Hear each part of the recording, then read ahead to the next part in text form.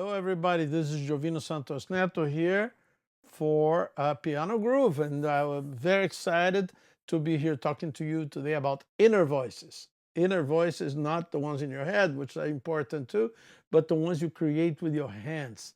So let's talk a little bit about that. So as you understand the left and right hands, it's very easy for pianists, and I see this a lot of time in people who are studying piano, to develop what I call the extended nasal septum. It's a weird nose, but it basically means that you have like a wall in front of your nose, and you try to think of what you're doing is that the right hand is doing this, the left hand is doing that, and so you have to think that either the right hand is playing a melody, is going,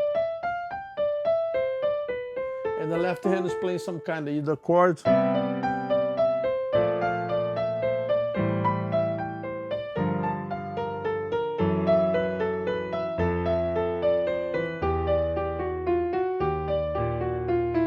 So this is right and left, right? Just going to two sides.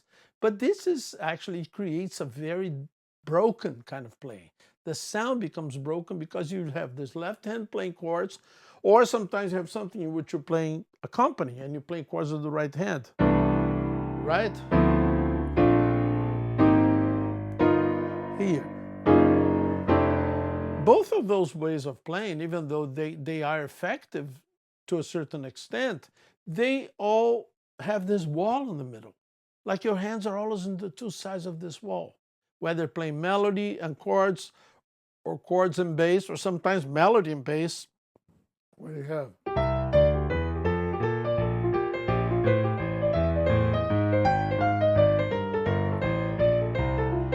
So this, again, more walls. How do we break the wall?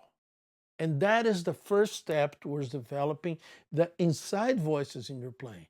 So what I'm going to show to you is a way that with two hands, you can actually create three voices, four voices, because you have the fingers. It's about creating hinges in your hand. So instead of just having the left-right hinge, you start to create hinges which go, you can split your fingers according, not physically split, but just mentally split your fingers so you can have different functions assigned to those fingers. So this is really important to know. I will talk a little bit about the physicality of it, right? So one of the things that's a really good practice for you to know is, first of all, to start with good chord voices. What I mean by good chord voices is chords that are non-redundant. If you have a lot of the same function, like a lot of the same, too many roots, too many thirds, too many fifths, too many sevenths, whatever it is, your chord will tend to sound heavy and a little more awkward to move around, because now we're talking about chords moving. Remember, I've said this in the past, chords should be thought of as verbs. Instead of being things, you think that the chord is actually an action, and an action that implies movement, right? So I'm going to go here on the piano. For instance, I'm going to play F7, okay? Here's a good voicing of an F7. I'm going to start with my left hand. I'm going to put the 7, right? Then I put the 3rd, and the 6th, or 13th, and 2nd, or 9th, right? It's a good voicing. I could put everything in the right hand, like this, but now by adding the 7th here, I'll take it off from there. Right? So that leaves me a whole bunch of different options. Look, for this F7th, one of the most obvious ones would be to take the 6th or the 13th, as you wish, and move it around chromatically. Look at this.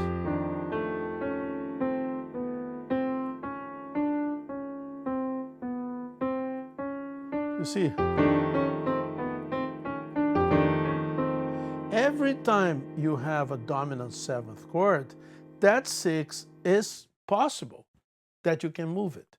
It all depends what else is happening in the music. But if you're playing solo piano especially, for instance, when you go on The Girl from Ipanema and you go on the bridge,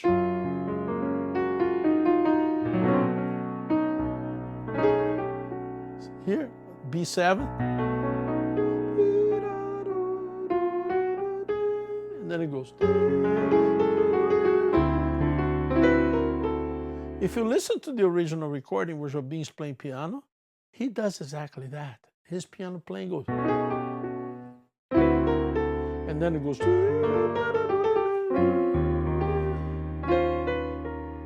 See, that kind of chromatic motion can be on the tip, can be inside. If if the top of your right hand is on the ninth, like A ninth, right? The 13th is on the top. But if I play, that's A13. If I play the ninth on the top, but I can also do.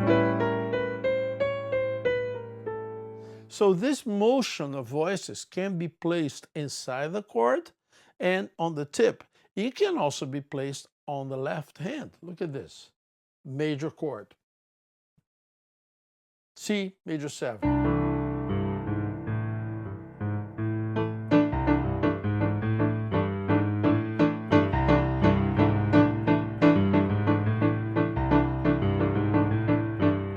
A lot of music has this kind of inside, as in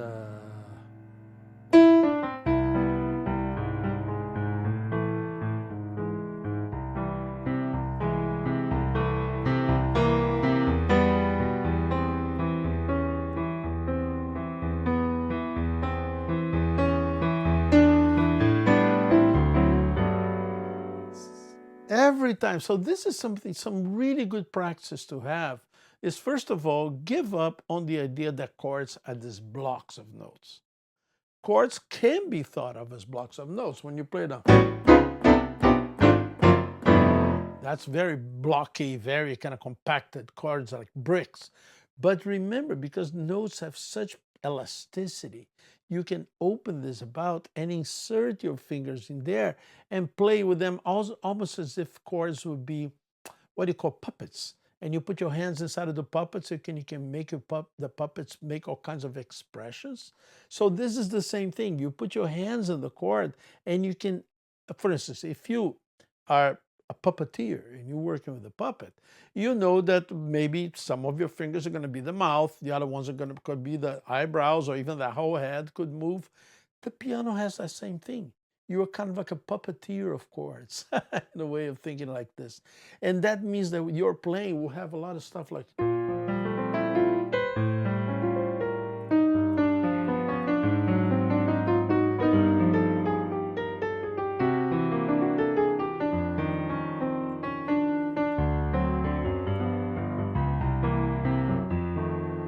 Look.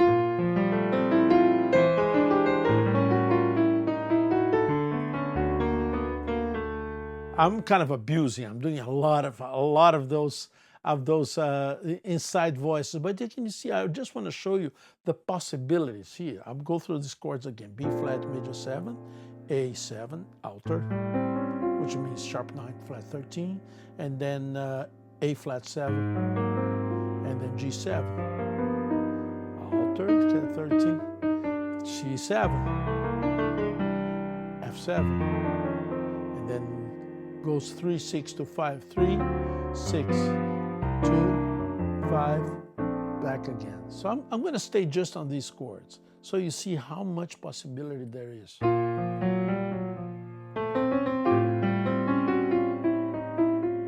You see?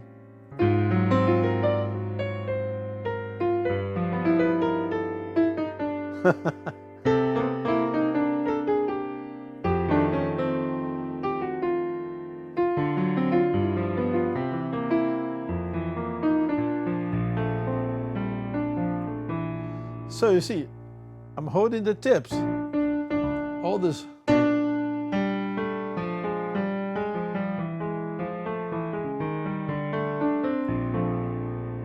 This is really cool because that gives you so much flexibility. And now you're thinking, I'm not saying you have to do all of it. I did a lot. Now just to demonstrate, if the music is going fast, you might have very little opportunity time-wise to do. But what I encourage everybody to do is to really explore the possibilities out of time, play a chord, and start to play. Really important point. Which notes have that flexibility? On a dominant 7th chord, the two notes there to start off, they're really good possibility to move chromatically are the 6th and the 9th. or the 6 can go 6 or 13th, flat 13th, to the 5, even to the flat 5. And once you're in the 6, you can also go up to the 7th. So let's see, on a C7th,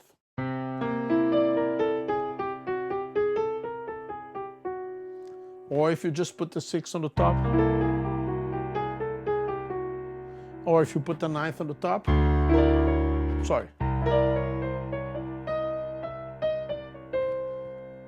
If you're doing this, each one of those is a beautiful chord. Each one of those. But the fact that you can play with a moving line is what's going to make your playing acquire depth. Because now the chromatic, remember the word chromos comes from color. The Greek chromos means color. Every time you play with chromatic lines, and you cannot play with chromatic lines in every chord, when you have all these options coming in, and remember those options can happen on either hand, left hand or right hand. Quickly check any. Hello, some people here watching us. Hello, everybody, Adam and Lori. And thank you for checking in. And please let me know if you have any questions. I'll be checking the questions just to make sure that that ask me live, and I'll be happy to answer. But you can also always send me messages later through the PianoGroove website, and always happy to share that information with you. Okay, so try to put into, one of the composers, two of the composers that used a lot of that moving chromatic lines are George Gershwin and Antonio Carlos Jobim. I would say that Antonio Carlos Jobim's music is really, I think that all of his tunes, all of the ones of the hundreds and hundreds of tunes Antonio Carlos Jobim wrote, and I encourage you to learn all of them, is that they always have some kind of a moving line. We can go.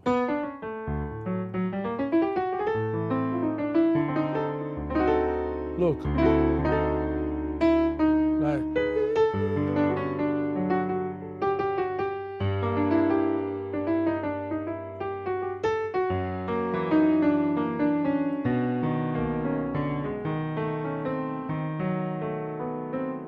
See, flat 9.